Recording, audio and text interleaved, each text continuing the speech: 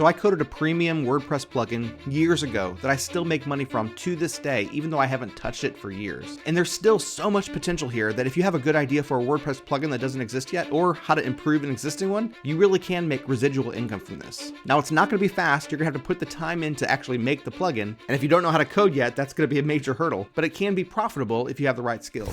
So step one, learn how to code. For the plugin that I made, which automatically creates a featured image when an image hasn't been set for a particular WordPress post, I needed to know PHP, HTML, CSS, some JavaScript, and that's pretty much it for my plugin. Coding and the internet has evolved to the point that you really don't need to know everything about the whole process. Sometimes you just need to know enough to tie various things together that have already been coded. So for example, the actual image creation process, I have no idea how that works. But within PHP, there's actually something called the GD library that actually makes the image for me. I don't know how it works. I just needed to learn how to code in such a way as to tell it to do what I wanted it to do. Work smarter, not harder, right? So yeah, you'll definitely need to learn how to code, but you don't need to learn how to code in every language. In fact, you can learn as you go, figure out the languages you need as you need them. So number two, which actually might come before number one, is to have an idea of what you want to make for a plugin. Do a search online, do a search on WordPress itself to see if that plugin exists already. Find some kind of content gap, something that's going to be useful to other people who use WordPress, and then start working on it. For me, I was a user of WordPress already, and this was something that I personally wanted that didn't exist yet. Now, since then, other people have actually seen what I made and made something similar, and theirs arguably is better than mine. And that's going to happen. Even still, everyone's does things just a little bit different, and therefore I still get income from mine years later. Now, it's not a lot, it's just a trickle at this point, but it's still at this point passive income.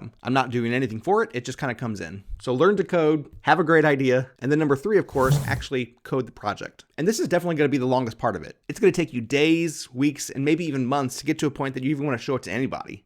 That it's usable at all. And all this time, you're not going to get paid a dime for it. It's just going to be your own effort, your own desire to see this through. So the question really becomes, how passionate are you about this project? If it's just about making money, then honestly, that might not be enough to actually see you through it. You have to be passionate about the actual project that you're working on. At least that's my experience. Now, if you're just a really good coder and you're passionate about coding itself and you like to code things in general, that might be enough. But for me, I'm just a hobby coder. I can code a little bit. I'm kind of self-taught, and coding is a little bit fun to me, but you're really going to sink a lot of time in the coding process for making this app for WordPress. So make sure that it's something that you're passionate about making, and then put in the time to make it. If it's something simple, maybe you can knock it out in a few weeks. If it's more complex, like the one that I made, it might take months. And then even when you release it, there's going to be bugs, and you're going to have to work through those. And when people buy it especially, you're going to have to troubleshoot it, right? Now, some people will actually release their plugin for free and then do the troubleshooting as a paid service. And that's certainly a route that you can take. Personally, I like to sell the plugin and then do the troubleshooting for free. That just fits my personality better, but everyone's different. So once you make the whole thing, you can release it on your website, and then also release a stripped down version on WordPress.org. That gives people a little taste of what it's capable of. And then make sure to put a link to your website where they can purchase it. Now, I don't even know what I've made from this plugin so far. I know years ago I counted it up and it was like $11,000 from one plugin. And if you make more than one plugin, of course, it can compound pretty quick. So if coding is in your skill set and you're passionate about it, then you can certainly make some money doing that. Now, all of this is just my experience. Of course, everyone's experience is going to vary. The point is, find something that you're passionate about doing and do it.